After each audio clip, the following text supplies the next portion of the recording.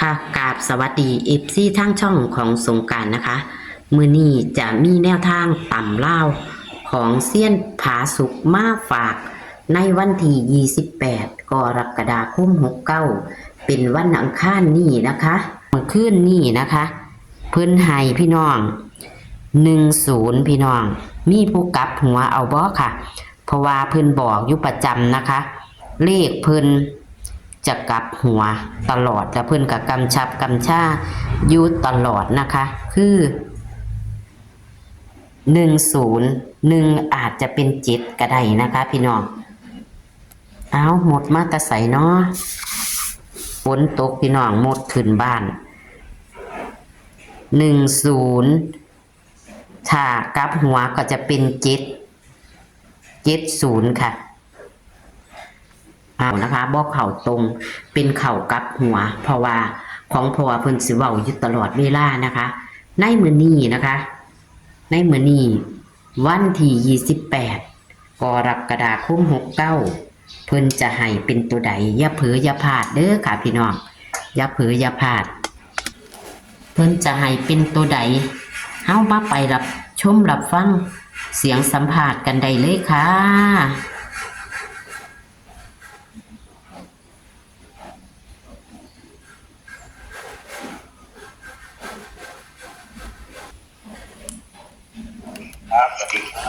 ค่ะสวัสดีค่ะโทรมาแม่นบ่ค่ะเขาบอกไปอยู่พอดีมันนั่นมีสายอยู่ก็เลยค่าสายอยู่ก็เลยบ่ได้รับค่ะโอ้โหนะทั้งบ้านบุญตกปกแป๊กปกเป๊กค่ะตลอดมาตั้งแต่เพื่อนนี่นี่แม่นค่ะลิ้นอยู่ลิ้นปกแป๊กปกแป๊กอยู่นี่ล่ะบ่พอสิเป็นน้ำดอกอันผมทักไปผมมาสิเอาของมันนี่ล่ะวันที่28ไทยรอของหมู่บ้านนี่มันรูดเปิ้นบ่เห็นว่าไงแหละเอ้ยรุดแต่ว่าอันเสี้ยนก็บอกอยู่แม่นบ่ว่า1กับ7ตัวเดียวกันนี่ปีนมันก็ได้อยู่แล้วคันเพิ่นมันหลุดอยู่แต่ว่าคันเพิ่นไปพลิกแพงเอานะเพิ่นก็จะได้เพราะว่าเจ้าจะบอกอยู่ตลอดเวลาเนาะคนเดียวก็มาพานี่ล่ะพอมันหนีจังได๋จังว่าคนมือเดียวเนาะคืออันนี่มือมันมีขังเดียวนับเนาะมันทำกันทุกเบาน่ะเนาะผมจับไว้นี่10 20 30มันแม่นบ่ได้แม่นก็ไปอยู่ทางอันอุบลเนาะค่ะอันนี้จับตัวนี้แต่ว่าทางเฮานี่คันแม่นกลับหัวมันก็เป็น70น่ะตัว70มันมาแต่ไสมันก็มาจากปีนึงนี่ล่ะค่ะอีกตัวนึงก็7เป็น2 2เป็น7กับตัวเดียวกันเนาะแอดค่ะเพราะว่าคนมือเดียวนี่ถ้า2บ่มามันให้7มา2มันบ่มามันให้เทียบบัด80ได้กับเสียงขาดเสียงขาดขนาดเลยค่ะมันโทรศัพท์ผมบ่ดีค่ะโอ้ยเนาะอยากถือเลขเด้อยากให้เซียนได้โทรศัพท์ใหม่ดิเราแอดไปเรื่อยๆนี่ล่ะวันที่กับปีหน้าเลขผมน่ะมันถ้าผมสิเอาสูตรคนมือเดียวนี่มาออกเลยบ่ได้มันเอามาไว้เป็นตัวตัดกันซื่อค่ะถ้าสมมุติว่าผมจับไป10 20 30นี่เนาะผมก็สิแปลออกมาไว้ว่าถ้าสมมุติว่า1มันบ่มามันตีลังกามันจะต้องเป็น7ก็ไปเขียนไว้ว่าเป็น70ไว้จังซี่นะถ้าสมมุติว่า2บ่มามันให้7มาก็เขียนไว้เนี่ยมันบัดมันออกมามันแม่นจังซี่นะแอดเป็นว่าถ้าแน่นซื้อดอกค่ะมันเทียบไปจังซี่นะมันต้องไปนี่จังซี่นะผมก็เลยได้แต่ว่าถ้าสมมติว่ามันถีไปมันสิไปอันนั้นเด้ออันนี้เด้อในแต่ว่าเท่านั้นแต่ตัวหลักมันคือเฮ็ดไห้นี่ล่ะมันบ่มันสาเทียนี่มันอุดเนาะแอดมันก็เลยบ่มาหลักแต่ว่ามันผันกลับหัวมันก็หันได้อยู่อันนี้เฮาก็เว้าให้เพิ่นพลิกแพงเอาเนาะค่ะประหลาดเลขนึงนี่ว่าเอาไฟมันเปลี่ยนรูปลักษณ์ได้เนาะค่ะแล้วพอดีถ้าเป็นคนมือเดียวมาพามันกลับเป็นอีกตัวนึงไอ้เที่ยงกันนั่นน่ะตัวเงาเขานั่นน่ะเอ้ยค่ะเขานั่นน่ะเดี๋ยวนี้ผมไปเฮ็ดไว้ละล่ะจังได๋ล่ะเนาะก็ต้องเดินต่อล่ะเนาะเพราะว่ามันเดินมาโดนแล้วเนาะอาทิตย์ก่อน2อาทิตย์เนาะค่ะ2อาทิตย์นี่เลขวิ่งรุดมือเดียวค่ะถือว่าโอเคปฏิเปิดสักราชใหม่นี่รุดเลยค่ะเอารุดก็จะแก่มาใหม่คือเก่าล่ะค่ะมันก็รู้บ่ดอกแต่เก่าก็ได้งวดเดียวเท่านั้นล่ะเนาะแม่นตะเก่าเห็นบ่ที่ผ่านมา มันก็รุดมือเดียว สูตรเดียวเขานี่ละมันก็เคยเข่าอยู่ ค่ะ อย่าลืมแม่อย่าลืมพี่แป้งตามที่ผมแนะนำไปเลข6เลข9เลข1เลข7เลข4ตัวนี่แหละตัวประหลาด ค่ะ อย่าดูกันได้ ฮะวิ่งเลยค่ะ วิ่งนี่ผมจะวิ่ง1กับ6เลยเด้อ 1 กับ วิ่ง1กับ6ล่างด้วยกันจับคู่ญาติได้เลขงวดที่แล้วผมออกไปที่แล้วก็บอกผมกับ มาจับคู่10 10 14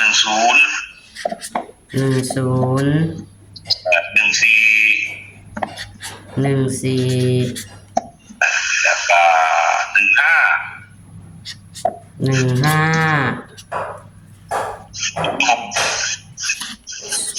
15 06แม่นบ่ค่ะ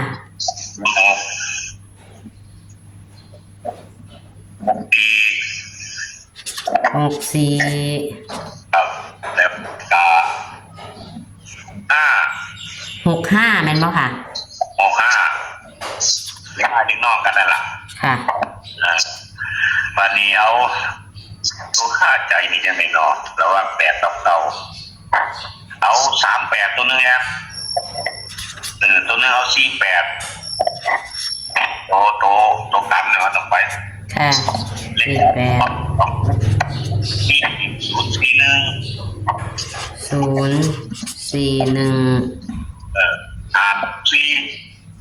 ฮะ 5 5 6 4 อันนี้กันโต๊ะผมก็เน้นเดี๋ยวผมตอกตัวเดอร์เน้น1464 เล่นครับ14กับ64 64ครับอันที่เน้นเลข3ตัวก็เน้นนี่ละ564นี่ละเน้นก็ได้โต๊ะ041เอาเป็นตัวรองซะ ค่ะ ถ้าใจอยู่กับเก้ากันละเพราะว่าเก้ามันก็อยู่น้ำหกเด้ออย่าลืมแบบแง่ตัวประหลาดมันอยู่น้ำเลข1ก็อยู่น้ำนี้เลขเป็น7มันก็จะเป็น70ตัวเดิมแต่อาจจะเป็นได้อย่างที่ไหนครับ ค่ะ เมื่อ74 75ไม่ได้ละวันนี้ถ้าสมมติว่าอันผมตีลังกาเป็นเก่ามันก็จะเป็น9ที่ตัวเดิมไปอย่างที่ไหนครับ ค่ะ ไม่สิละตัว95นี่แหละสำคัญของอย่างมันมากตีลังกาเป็น95เพราะว่าผมให้ง่วงจริงผมให้ตัวปัดเป็น95น้อยนอกให้ตัวปัด95เป็น95ค่ะตัวกัน92กับ95นะสำคัญที่สุดอาจจะ65อาจจะเป็น95ได้เป็นอย่างผมก็บ่จับ95 92หายสนะครับสิว่าจังซั่นแม่นบ่มันเป็นตัวล้อนะนายอันมันปุ๊บไปถ้าชอบจังซั่นอยู่เอาโลดนายอันค่ะหมายนอกกับทั้งหมดมีโน่นนี่แน่เด้อค่ะขอให้คุณพ่อคุณแม่ที่ทุกคนขอให้โชคดีนะครับตั้งต้นไม้เอาขอให้โชคดีครับสวัสดีครับขอบคุณค่ะสวัสดีค่ะ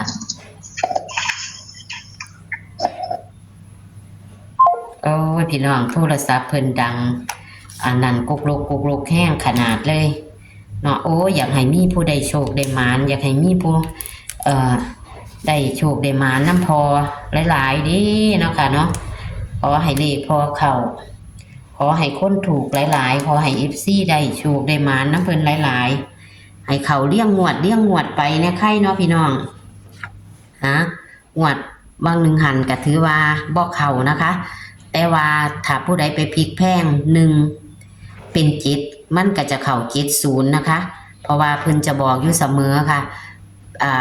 ของพอเซียนผาสุกนี่เพิ่นจะเป็นคนย้ำอยู่ตลอดเวลานะคะว่ามันจะเป็นแบบนั้นนะคะ9ก็อาจจะเป็น6จังซี่นะคะ2เพิ่นก็อาจเป็น5เป็น4เพิ่นจะย้ำอยู่บ่เศร้าหรือว่าเพิ่นว่าเป็น7ได้จังซี่ค่ะเนาะค่ะแต่ว่าเฮานี่คือเอา1ล่ะส่วนมากคนจะว่า1นี่ล่ะเป็น7เนาะแล้วก็9เป็น6นี่ล่ะค่ะโตย่างอีหลีคือตัวนี้แต่ว่าก็บ่เข้านั่นล่ะค่ะพี่น้องในมื้อนี้นะคะในมื้อนี้วันที่28นะคะกรกฎาคม69นะคะเซียนผาสุกก็ให้วิ่ง1กับ6บนล่างเท่ากันเหมือนเดิมนะคะ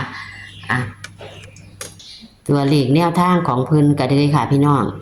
วันที่28กรกฎาคม69ตำลาวนะคะ แคปหน้าจอค่ะ101415066465ตัวกัน3848ตัวเน้น1464นะคะเน้น2หางคือเก่านะคะเลข3ตัว041564ตัวเน้นก็คือ564เด้อค่ะ